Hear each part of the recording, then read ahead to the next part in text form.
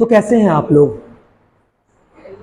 BCom 6 semesters का exams काफ़ी नज़दीक है, तो हमने डिसाइड किया है जितने भी इम्पोर्टेंट क्वेश्चंस होगा, थ्योरेटिकल्स हो चाहे न्यूमेरिकल्स हो, फाइनेंशियल मैनेजमेंट्स का एंड FRFSA का आपके साथ में डिस्कस करेंगे। कंप्लीट नोट्स हम आपके साथ में शेयर करेंगे, कंसेप्ट भी शेयर करेंगे और PYQ के जो मोस्ट इंपॉर्टेंट क्वेश्चंस है उसको भी सॉल्व करेंगे। मैं अपने जो नोट्स है ना और मटेरियल्स है ना उसकी PDF शेयर करूंगा और ये PDF हमारे टेलीग्राम चैनल्स पे जाएगा। आप टेलीग्राम चैनल्स पे जाकर क्या कर सकते हैं, डाउनलोड कर सकते हैं। कोई गूगल ड्राइव ये वो हिंते नहीं, व्हाट्सएप करो ताकि नंबर वगैरह ये सब कुछ नहीं। आप जाइए सिंपल टेलीग्राम चैनल्स पे, वहां पर आज से PDF अपलोड होना स्टार्ट हो जाएगा। सारे PYQ क्वेश्चंस वहां पर डाला गया है और मोस्ट इंपोर्टेंट जितने भी क्वेश्चंस हमने डाल रखा है इनफ है, 20 में 20 आ जाएगा उस वर्किंग कैपिटल जो मैं आज से डिस्कस करने जा रहा हूँ। जिस चैप्टर को की डिस्कशन में आपके साथ में करूंगा ना उस सब चैप्टर में आपको फायदा होगा। क्लियर कि नहीं है? तो PYQ क्वेश्चंस भी सॉल्व करेंगे, मोस्ट इंपोर्टेंट जो क्वेश्चंस होगा उसको सॉल्व करेंगे, कंसेप्ट आपका क्लियर करेंगे, आपके डाउट को क्लियर करेंगे। आप चाहे तो आप मेरे को मैसेजेस भी कर सकते हैं, उसकी भी रिस्पॉन्स हम करेंगे। जहां तक हो सकता है मैं आपकी प्रॉब्लम को सॉल्व करने की कोशिश करूंगा। कोशिश ही नहीं करूंगा, कोशिश पूरा ही करूंगा, ठीक है? कभी भी 24/7। आप ये मत नहीं है जब मैं सो गया या मैं कोई काम कर रहा हूं तो नहीं, ऐसे नहीं। आप मेरे को भेजिएगा क्वेश्चंस, मैं उसको सॉल्व करूंगा। जितना मैंने नोट्स में बना के रखा है, जितना भी मैंने नोट्स में बना के रखा है, कंप्लीट नोट्स मैंने बना दिया है। आप देखिएगा जितने भी सजेशंस है ना ऑलरेडी मैं दे चुका हूं। क्लियर कि नहीं है?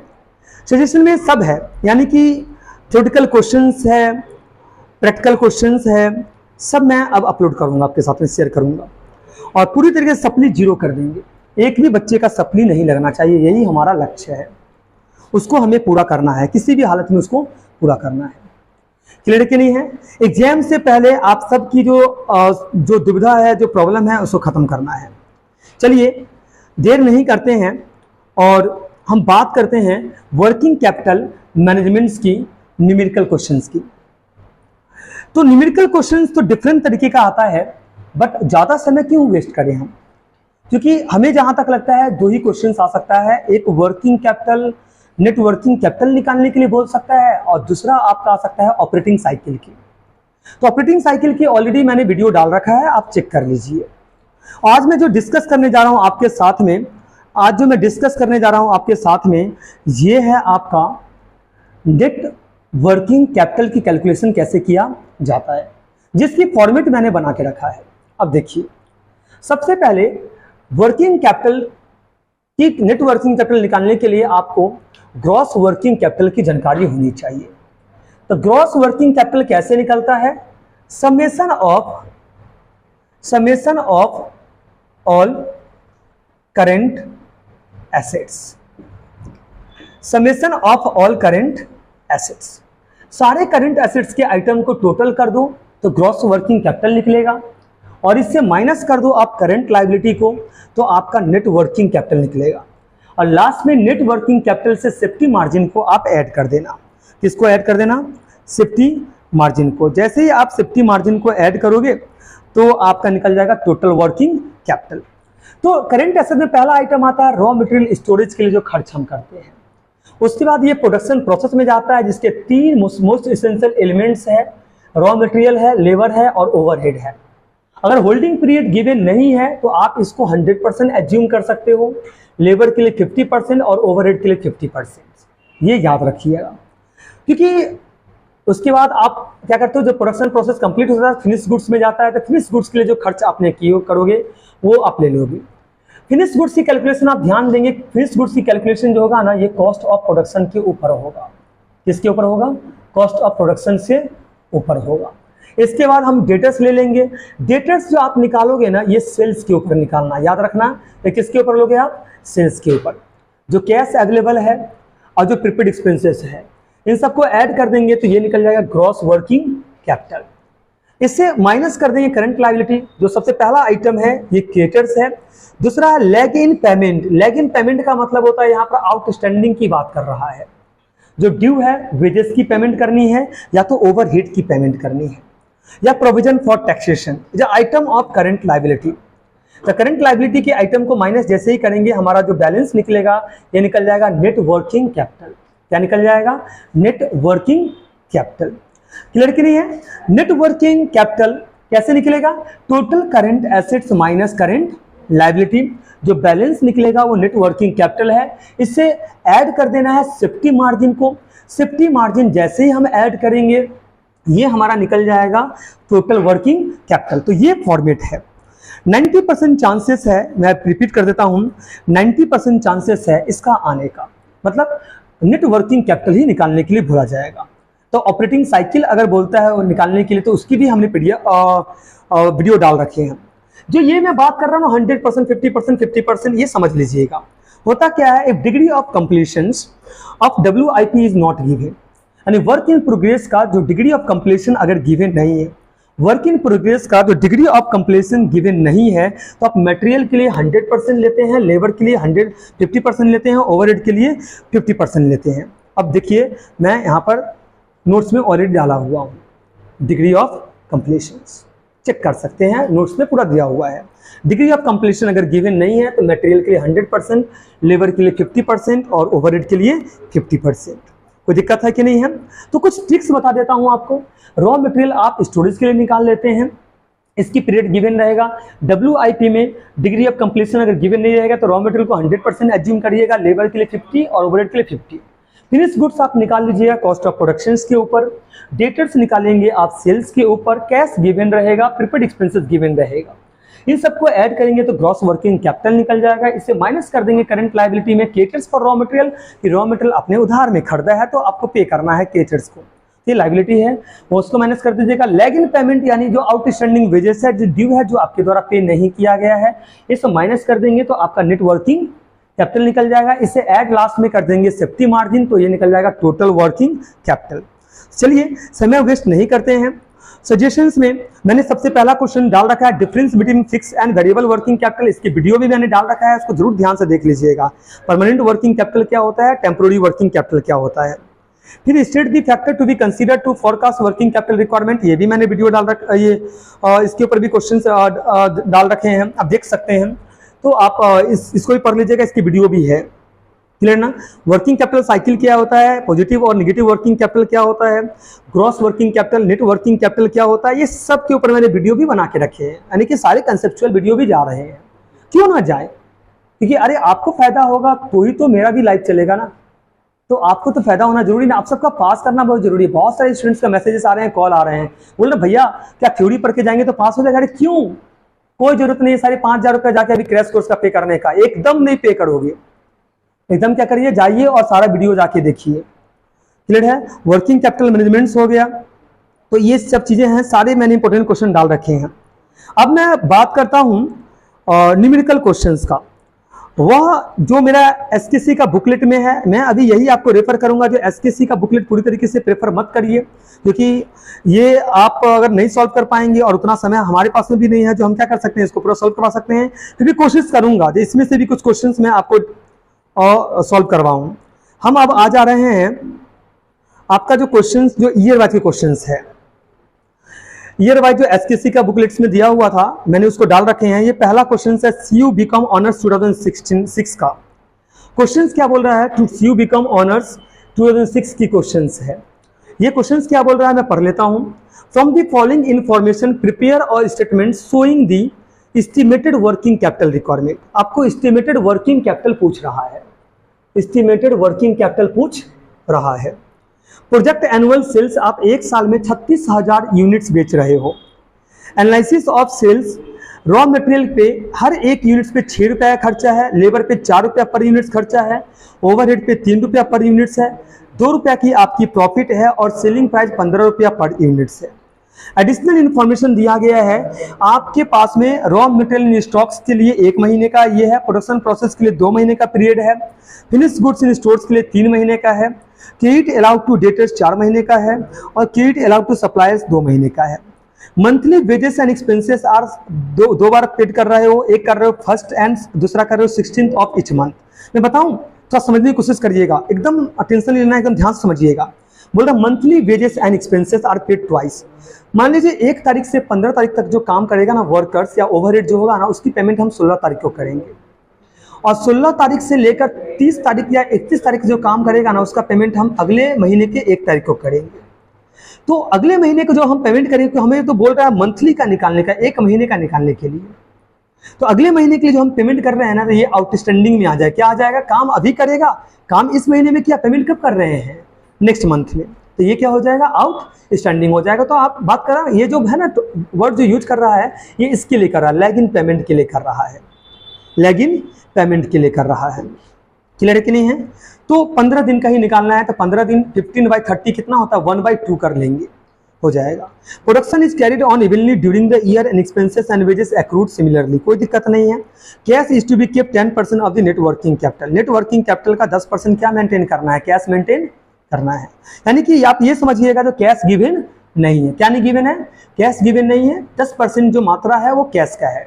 तो याद रखिएगा, ये 10/90 कर देंगे ताकि हमें कोई दिक्कत ना हो।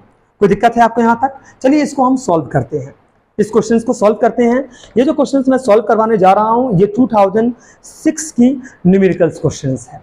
चलिए इसको सॉल्व करते हैं। 2006 की न्यूमेरिकल क्वेश्चन है, यहाँ तक आ रहा है ना?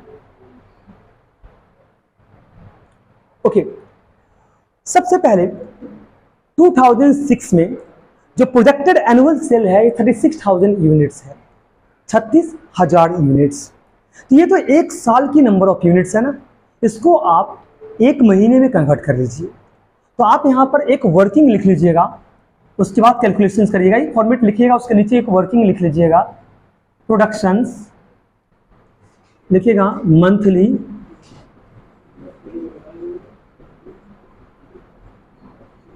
Productions and sales. 1 साल में 36,000 यूनिट्स है, तो 1 महीने में कितना होगा? 3,000 यूनिट्स होगा। यानी 1 महीने में 3,000 यूनिट्स का हम सेल करेंगे। कितना का सेल करेंगे? 3,000। तो हमें ये देखना है जो 1 महीने में 3,000 यूनिट्स के लिए कितना खर्च किया जाएगा।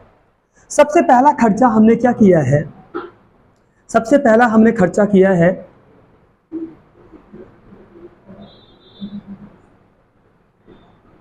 Monthly sales. जब निकालोगे, सबसे पहला खर्चा आपने किया है रॉ मटेरियल्स के ऊपर। कितना खर्चा किया है? देखिए 3,000 यूनिट्स के लिए आप कितना खर्चा करोगे? 1 यूनिट्स के लिए आपने खर्च किया है 6 रुपया। तो 3,000 यूनिट्स के लिए कितना हो जाएगा? 18,000। इसके बाद आपके द्वारा जो खर्च किया गया ये लेबर के लिए है। 1 यूनिट्स के लिए जो आपका लेबर का खर्चा है ये 4 रुपया है। तो 3,000 यूनिट्स के लिए कितना हो जाएगा? 12,000। थर्ड एक्सपेंसेस है ओवरहेड। ओवरहेड 3,000 यूनिट्स, 1 यूनिट्स के लिए जो ओवरहेड का एक्सपेंसेस है ये 3 रुपया है। ये कितना हो जाएगा? 9,000 हो जाएगा। अच्छा, इन तीनों को जैसे ही मैं ऐड करता हूँ, डेप्रिसिएशन वगैरह नहीं है, ये तो उसकी भी कैलकुलेशंस करेंगे। ऐसे कुछ क्वेश्चंस करेंगे जहाँ पर डेप्रिसिएशन का भी कैलकुलेशन किया जाएगा और उसकी भी कंसेप्ट मैं आपसे शेयर करूँगा।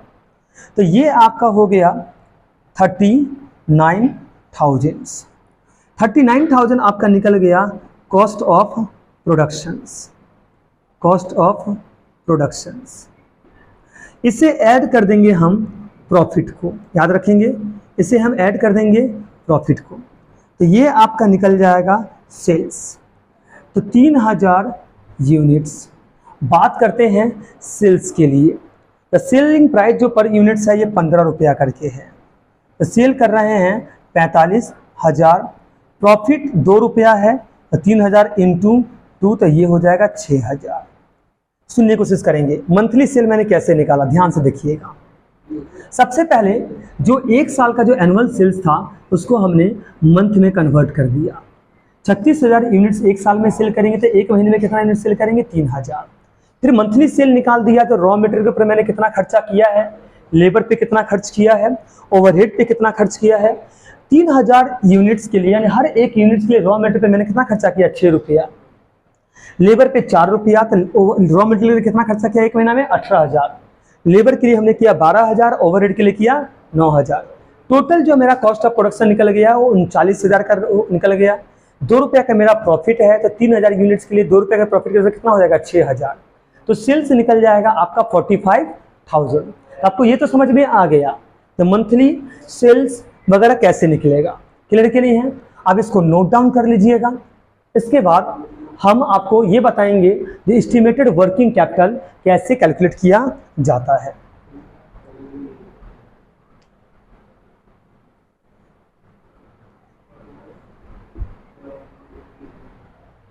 चलिए सबसे पहले हम ले लेते हैं करेंट एसेट्स।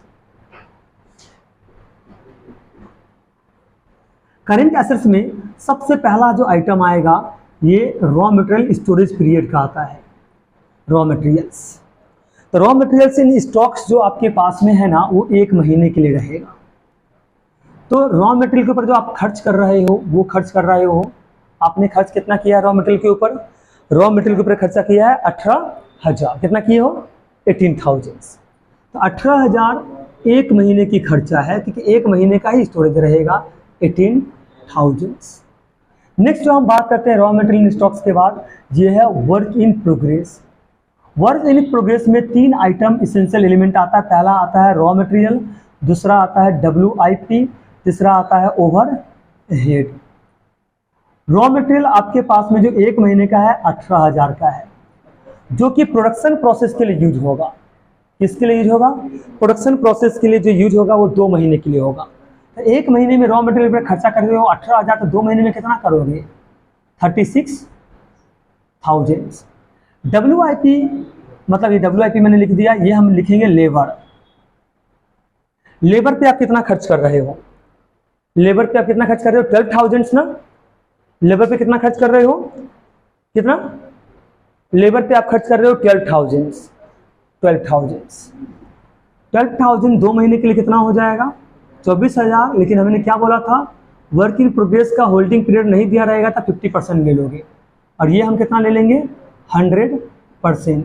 तो 24,000 का 50% कितना होता है? 12,000। ओवरहेड का खर्चा कितना था? 3 रुपया था। तो 3 रुपया मतलब 9,000 रुपया हो जाएगा। तो 9,000 1 महीने के लिए ओवरहेड पे खर्च करोगे, 2 महीने के लिए हो जाएगा 18,000 और उसका 50%, ये आपका आ जाएगा 9,000। ऐड करके देख लीजिए कितना आ रहा है। ऐड करके देख लीजिए कितना आ रहा है। आपका 36,000 है। 36,000 प्लस 12,000 प्लस 9,000, ये आपका आ गया 57,000 WIP का, वर्क इन प्रोग्रेस का। ध्यान से देखिएगा। ओके, अगर कहीं पर आपको लग रहा हो जो आप नहीं समझ रहे हो तो आप मेरे को कमेंट में भी लिख के बोल सकते हैं। व्हाट्सएप जो है 8617716211, नोट्स में ये नंबर दे दिया गया है, आप उस पर व्हाट्सएप मैसेजेस कर सकते हैं। टेलीग्राम पे भी आप पूछ सकते हैं, मैं आपको समझाऊंगा या फिर से उसके ऊपर वीडियो बनाऊंगा। WIP के बाद जो हमारा आता है ये आता है फिनिश्ड गुड्स। क्या आता है? फिनिश्ड गुड, एकदम प्रोसेस से कर रहे हैं। Finished goods. फिनिश्ड गुड्स हमेशा कॉस्ट ऑफ प्रोडक्शन के ऊपर निकलता है। तो कॉस्ट ऑफ प्रोडक्शन के ऊपर निकलता है जो कि 3 महीने के लिए था। तो कितना था आपका टोटल जो हमारा जो कॉस्ट ऑफ प्रोडक्शन के ऊपर था? कॉस्ट ऑफ प्रोडक्शन हमारा जो निकला था, कॉस्ट ऑफ प्रोडक्शन आपका निकला 39,000 फॉर 1 मंथ। तो 3 महीने के लिए कितना हो जाएगा? 39,000 इंटू 3, ये हो जाएगा 1,17,000, 1,17,000। फिनिश गुड्स के बाद हम ले लेंगे डेबिटर्स। डेटर्स याद रखिएगा सेल्स के ऊपर निकलेगा। तो सेल्स कितना था आपका? 45,000। तो डेटर्स अगर 1 महीना में कितना का परचेज कर रहा है? 45,000 का, तो कितने का समय मिला है? 4 महीने का ना। तो 4 महीने का जो डेटर्स का ये हो जाएगा 45,000 इंटू 4, 1,80,000। कोई दिक्कत है? डेटर्स के बाद हम कैश ले सकते हैं, लेकिन कैश निकालना है किसके ऊपर? नेटवर्किंग कैपिटल के ऊपर, तो इसकी बात हम अभी नहीं करेंगे। कोई दिक्कत है? तो क्या क्या आइटम मैंने ले लिया? Raw material, WIP, finish goods और डेटर्स। इसको आप ऐड कर दीजिए, तो ये आ जाएगा ग्रॉस वर्किंग कैपिटल। याद रखना, ये क्या आ जाएगा? Gross working Capitals. Gross working capital कितना हो जाएगा? 18,000 प्लस 57,000 प्लस 1,17,000 प्लस 1,80,000, ये आपका निकल जाएगा 3,72,000। इससे माइनस कर दीजिएंगे आप करंट लायबिलिटीज को, इससे माइनस कर देंगे आप करंट लायबिलिटी। सबसे पहला आइटम जो आपको निकाल लेना है ये है केटर्स। केटर्स के लिए आप देखिए रॉ मटेरियल्स, क्योंकि हम केटर्स से क्या परचेज करते हैं? रॉ मटेरियल उधार में खरीदते हैं। तो रॉ मटेरियल्स के लिए जो आपका खर्चा हुआ है 1 महीना में, ये 18,000 का खर्चा हुआ है। और केटर्स आपको जो समय, केटर का जो टाइम है वो 2 महीने का, तो 1 महीने में अगर 18,000 का एक्सपेंसिव है, 2 महीने के लिए कितना हो जाएगा? 36,000। केटर्स हो गया। केटर्स के बाद आता है लैग इन पेमेंट। लैग इन पेमेंट का मतलब है आउटस्टैंडिंग की बात हम कर रहे हैं। इससे पहला आइटम है वेजेस। कैसे है? वेजेस 1 महीने का कितना है? 12,000 है। कितना है? 12,000 है। और पेमेंट का डेट पीरियड कब है? पहला पेमेंट 16 तारीख को पेमेंट करते हैं, दूसरा 1 तारीख को करते हैं, यानी कि 15 दिन की बात कर रहा है। तो 15/30 यानी कि 1/2, सिर्फ 15 दिन का ही उधार बाकी है।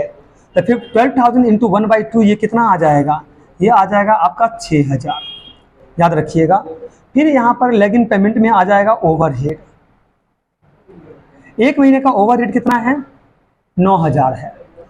9,000 है। तो इसका भी जो ओवरहेड है यानी कि एक्सपेंसेस जो है, ये भी क्या है? एक्सपेंसेस जो है ये भी 15 दिन का है, तो इसका भी हम क्या कर देंगे? 1/2 कर देंगे, तो ये हो जाएगा 4,500। तो 33 जो आपका ये आ गया 3,72,000। इससे माइनस कर दीजिए 3,72,000 से माइनस कर दीजिए 36,000, फिर माइनस कर दीजिए 6,000, फिर माइनस कर दीजिए 4,500। ये आ गया 3,25,500। क्लियर है कि नहीं है? ये आपका निकल गया नेट वर्किंग कैपिटल। अब इसमें बोल रहा है cash is to be kept at 10% of net working capital. जो कैश जो हमें रखना है वो 10% किसका रखना है? Net working capital. पता है इसको हम और कुछ बोल सकते हैं, इसको हम सेफ्टी मार्जिन भी बोलते हैं। क्या बोलते हैं? यानी कि इतना कैश हमें मेंटेन करके चलना पड़ेगा। तो ऐड कर देंगे हम कैश को। इसको ऐड कर देंगे कैश। 3,25,500 का 10% तो 10/90, क्योंकि टोटल करंट एसेट्स 100% के होता है, जैसे 10% किसका है? कैश का है। तो आप हमेशा याद रखिएगा ये 10/90 करिएगा, 10/100 मत करिएगा। याद रखिएगा, क्योंकि ये 100 तब होता जब यहाँ पर कैश अवेलेबल होता, लेकिन ऐसा कुछ भी नहीं है। तो 3,25,000 का इंटू 10 डिवाइड बाई 90, ये आ जाएगा 36,167। ये सेफ्टी मार्जिन है। मैं क्यों बता रहा हूँ 90? सुनिएगा, सिंपल वर्ड में समझिएगा। अगर मैं बोलूँ टोटल करंट एसेट्स की वैल्यू अगर 100 है, जिसमें से 10 कैश का है, तो एक्चुअल बैलेंस जो दिया हुआ है कितना का दिया है? 90 का। लड़के ने तो उसमें से हमें कितने का निकाल लेना है? 10 का निकाल लेना है, जो कि निकल गया 36,167। जैसे ही मैं इसको ऐड करूंगा 3,25,500 से, तो ये आ जाएगा 3,61,667। इसको बोलते हैं टोटल वर्किंग कैपिटल। इसको बोलते हैं टोटल वर्किंग कैपिटल। तो समझ में आपको आ चुका है। सबसे पहले इस क्वेश्चन का विवरण में दे देता हूं आपको। सबसे पहले हमने क्या किया? मंथली सेल निकाल दिया। 36,000 को 12 मंथ में डिवाइड कर दिया, तो 1 महीने का सेल्स निकल गया, जो कि 3,000 यूनिट्स है। फिर हमने उसका कॉस्टिंग निकाला। रॉ मटेरियल पे हमने खर्च कर रहे हैं 6 रुपया करके, उसके बाद लेबर पे 4 रुपया करके, फिर ओवरहेड, फिर प्रॉफिट, फिर सेलिंग प्राइस, वो निकल गया। फिर हमने एस्टिमेटेड वर्किंग कैपिटल बनाया, जिसमें सबसे पहले हमने क्या लिया? करंट एसेट्स लिया। इसमें रॉ मटेरियल इन स्टॉक्स में 1 महीने का रहेगा, तो 1 महीने का जो रॉ मटेरियल है वो 18,000 रुपया है। फिर WIP की बात किया, इसमें WIP का होल्डिंग पीरियड नहीं दिया हुआ है, तो 100% रॉ मटेरियल्स के लिए, लेबर के लिए 50%, ओवरहेड के लिए 50%, तो ये निकल गया आपका 57,000। क्लियर है। इसके बाद हम फिनिश गुड्स को ले लिए, ये निकल गया 1,17,000। फिनिश गुड्स हमेशा निकलता है COP के ऊपर, कॉस्ट ऑफ प्रोडक्शन के ऊपर, याद रखना। डेटर्स ले लिए, डेटर्स हमेशा निकलता है सेल्स के ऊपर, बाकायदा मैं लिख देता हूँ आपको ये चीज़। क्लियर कि नहीं। ये निकल गया 1,80,000। इन सबको ऐड कर दिए तो ग्रॉस वर्किंग कैपिटल निकल गया, इससे माइनस कर दिए करंट लायबिलिटी। तो केटर्स हमेशा निकलता है रॉ मटेरियल्स के ऊपर, याद रखना। 2 महीने का सप्लायर्स नेट हमें दिया, तो 2 महीने के लिए कितना हो जाएगा, 36,000 हो जाएगा। लेकिन पेमेंट मेरा निकला है 15-15 दिन के लिए, यानी कि 1/2 6,000 और 4,500। तो नेट वर्किंग कैपिटल आपका आ गया, नेट वर्किंग कैपिटल आपका आ गया 3,25,500। इसे ऐड करेंगे कैश, इसे ऐड करेंगे कैश, इसे ऐड करेंगे कैश। तो कैश कैसे निकालेंगे, 3,25,500 इंटू 10/90, 36,167। फिर उसको ऐड करेंगे नेट वर्किंग कैपिटल से। जैसे ही कैश को ऐड करेंगे तो ये निकल जाएगा टोटल वर्किंग कैपिटल। ये कैश और कुछ नहीं है, एक तरीके से सेफ्टी मार्जिन है। क्या है, सेफ्टी मार्जिन है, जो नेट वर्किंग कैपिटल के बाद ऐड होता है। तो चलिए 2006 का क्वेश्चन भी हमने कंप्लीट कर लिया। अब हम नेक्स्ट क्वेश्चन की तरफ बढ़ रहे हैं और देख रहे हैं नेक्स्ट क्वेश्चन कौन सा है। चलिए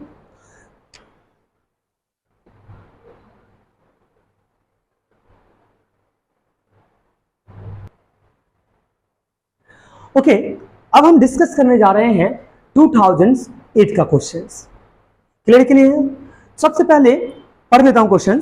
PNG लिमिटेड है furnished below it's cost and other data. Raw material 30 रुपया है, डायरेक्ट लेबर 20 रुपया है, ओवरहेड क्वेश्चन मार्क्स है, नहीं दिया है, निकालना पड़ेगा। प्रॉफिट 25% ऑन सेलिंग प्राइस है और यूनिट सेलिंग प्राइस, एक यूनिट्स को 100 रुपये में बेच रहे हैं। एवरेज रॉ मटेरियल स्टॉक्स हमारे पास में 1 महीने के लिए रहेगा। वर्क इन प्रोग्रेस के लिए जो टाइम दिया है वो हाफ मंथ है। किट जो सप्लायर के द्वारा अलाउड किया गया है 1.5 मंथ्स है और कस्टमर्स के लिए जो है वो 3 महीना है। टाइम लैग जो है वेजेस के लिए हाफ मंथ है, ओवरहेड के लिए 1 मंथ है। कैश बैलेंस एज्यूम करिए जो आपके पास में 1 लाख रुपया है और 70% सेल जो है वो क्रेडिट सेल्स है। क्या है, क्रेडिट सेल्स है।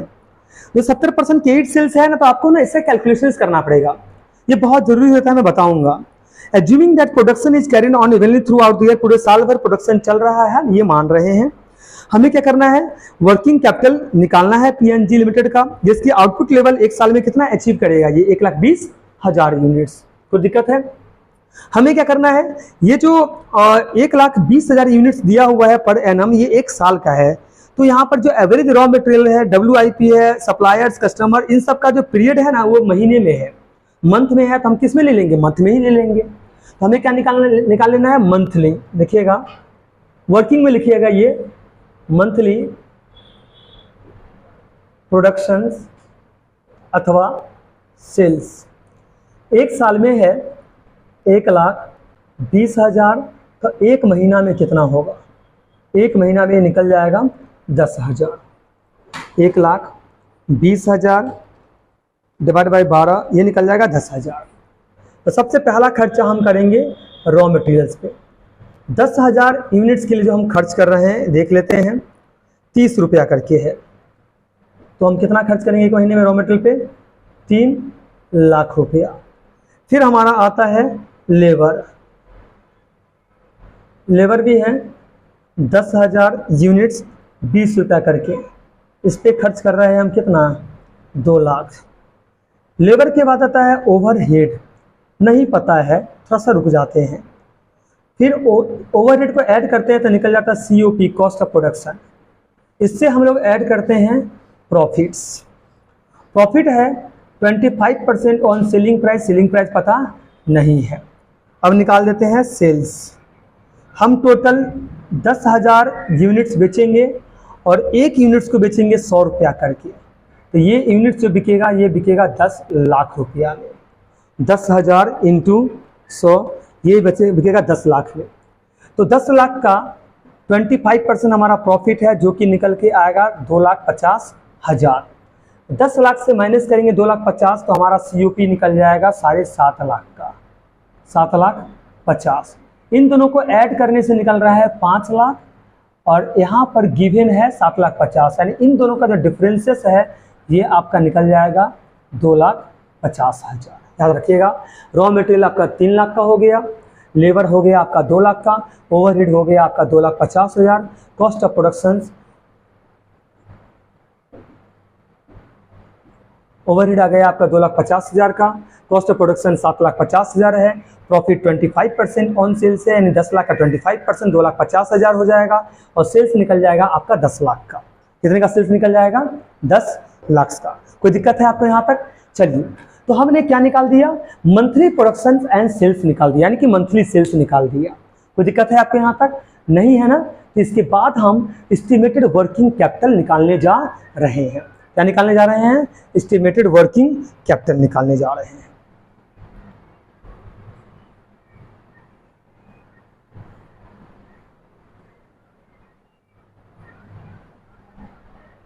चलिए, सबसे पहला हम करंट एसेट्स की बात कर लेते हैं। करंट एसेट्स में सबसे पहला आइटम आ जाएगा रॉ मटेरियल्स इन स्टॉक्स। तो रॉ मटेरियल्स कितना का है बता सकते हैं आप हमें? रॉ मटेरियल्स कितना निकला था आपका? 3 लाख का निकला था। कितना निकला था रॉ मटेरियल्स? 3 लाख का। तो 3 लाख कितने महीने के लिए? यहाँ पर जो हमारे पास में जो रॉ मटेरियल्स रहेगा ये 1 महीने के लिए रहेगा, तो 3 लाख इंटू 1, तो कितना खर्चा हो जाएगा? 3 लाख 1 महीने के लिए खर्च हो जाएगा। नेक्स्ट हमारा जो आता है ये है WIP, वर्क इन प्रोग्रेस में पहला आइटम है रॉ मटेरियल, दूसरा आइटम है लेबर, और तीसरा आइटम है ओवरहेड। अगर WIP की होल्डिंग पीरियड नहीं दिया रहेगा, WIP की अगर होल्डिंग पीरियड नहीं दिया रहेगा तो हम क्या एज्यूम कर लेंगे? 100% रॉ मटेरियल, लेबर और ओवरहेड 50-50%। तो बताइए, रॉ मटेरियल्स के लिए जो था वो 3 लाख रुपए 1 महीने के लिए था। तो वर्क इन प्रोग्रेस के लिए जो गिवन है वो टाइम कितना दिया हुआ है? हाफ मंथ है। कितना है? Half month. तो 1/2 इंटू कितना? 100%।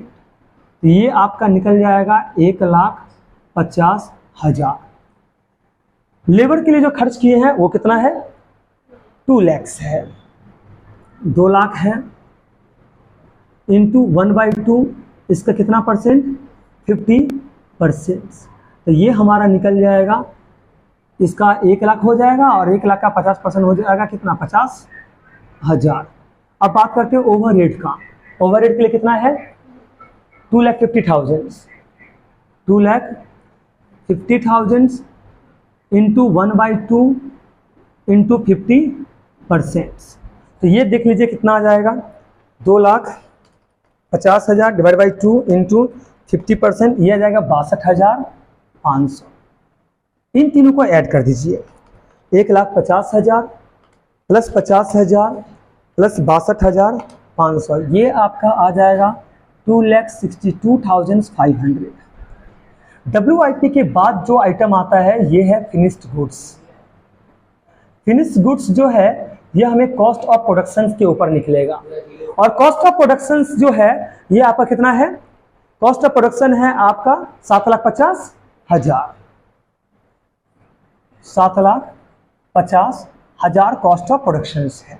तो फिनिश्ड गुड्स के लिए जो टाइम अलाउड किया गया है, देखिए फिनिश्ड गुड्स के लिए टाइम नहीं दिया गया है। फिनिश्ड गुड्स के लिए क्या नहीं दिया गया? टाइम नहीं दिया गया है। तो हम एक काम करते हैं, फिनिश्ड गुड्स हम नील लिख देते हैं।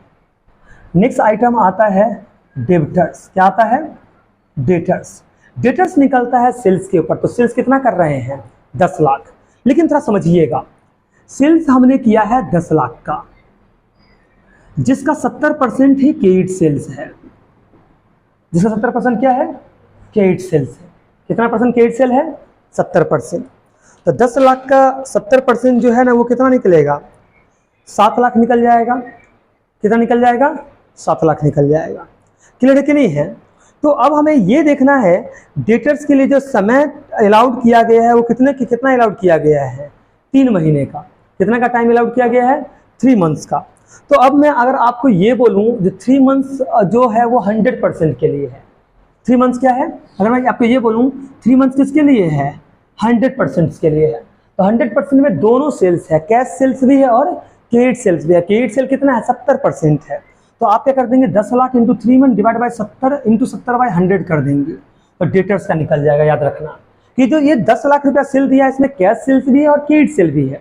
तो कैश सेल्स जो है ना वो कितना है, 30% है, और उधार में जो बेच रहे हैं वो 70% है। तो 70% के लिए फिगर हमें क्या करना पड़ेगा, निकालना पड़ेगा कि 100% क्रेडिट सेल्स नहीं किया है। और जिस क्वेश्चन में दिया हुआ नहीं रहता है क्रेडिट सेल 100%, तो हम एज्यूम कर लेते हैं जो सेल्स है वो कितना है, 100% क्रेडिट सेल्स है। क्लियर कि नहीं है। तो 10 lakh into 3 into 70 divided by 100, ये निकल के आपका आ जाएगा 21 लाख रुपया। कितना आ जाएगा, 21 लाख रुपया। चलिए डेटर्स भी हो गया। क्वेश्चंस में कैश ऑलरेडी गिवन है। कैश क्या है बच्चों, गिवन है। कैश कितना दिया हुआ है, कैश आपका गिवन है, कैश जो है ये आपका गिवन है 1 लाख। और कोई आइटम है क्या, ऐसा कुछ लगता है और कोई आइटम है, और कोई आइटम नहीं है। तो आप क्या कर दीजिए, इसको ऐड कर दीजिए।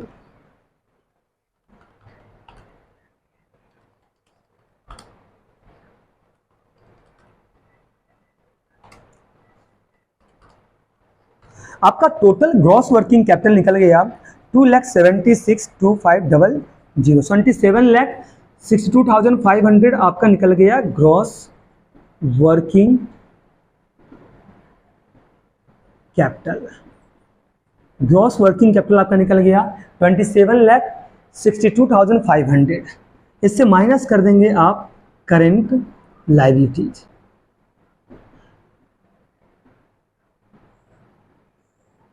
करंट लायबिलिटी में सबसे पहला आइटम हम लोग ले लेंगे क्रेडिटर्स, और क्रेडिटर्स की जो कैलकुलेशन आप करेंगे वो रॉ मटेरियल्स के ऊपर करेंगे, जो कि एक महीने की रॉ मटेरियल जो है वो 3 लाख की है। और क्रेडिटर्स के द्वारा जो समय दिया गया है वो हमारे पास में जो है ये है 1.5 मंथ्स। 1.5 मंथ्स का मतलब होता है 1.5 मंथ, 1.5 महीना। तो 3 लाख इंटू 1.5 ये आपका आ जाएगा 4,50,000 क्रेडिटर्स का। इसके बाद का जो आइटम है ये लैग इन पेमेंट है। लैग इन पेमेंट मतलब बात कर रहा है आउटस्टैंडिंग यानी कि ड्यू की बात कर रहा है। तो लैग इन पेमेंट में से सबसे पहला आइटम है ये वेजेस है, यानी कि 15 दिन का है। तो वेजेस की जो वैल्यू गिवन है ये है आपका लेबर का 2 लाख रुपया, 1 महीने के लिए है। तो बता दीजिए आप 15 दिन के लिए कितना होगा।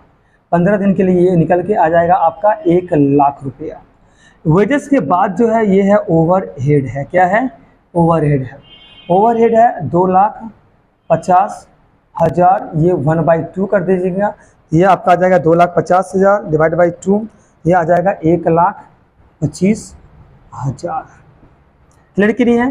तो मैंने करंट लायबिलिटी में क्रेडिटर्स माइनस कर दिया, लैग इन पेमेंट में वेजेस एंड ओवरहेड माइनस कर दिया। तो बैलेंस देख लेते हैं कितना आ रहा है।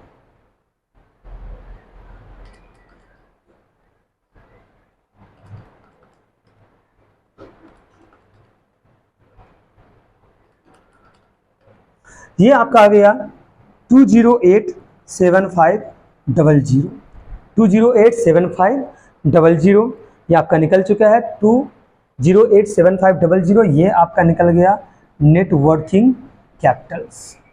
नेट वर्किंग कैपिटल्स अभी भी सुनने में आया है, जो अभी एग्जाम्स जो है आपका जुलाई में चला गया है। काफ़ी समय है प्रिपरेशंस का, अच्छे से प्रिपरेशंस करिए, सारे वीडियो देखिए और अपने दोस्तों के साथ में वीडियो को शेयर्स भी करिए, लाइक करिए, कमेंट करिए, और जो भी प्रॉब्लम और डाउट है उसको सॉल्व करिए। क्लियर कि नहीं है। और कोशिश करो जितना ज़्यादा प्रैक्टिस करोगे ना उतना आपके लिए फायदा होगा। करंट एसेट में पहला आइटम ले लिए raw material, WIP, finish goods given नहीं है, डेटर्स, कैश ले लिया, यह आ गया summation of all current asset gross working capital.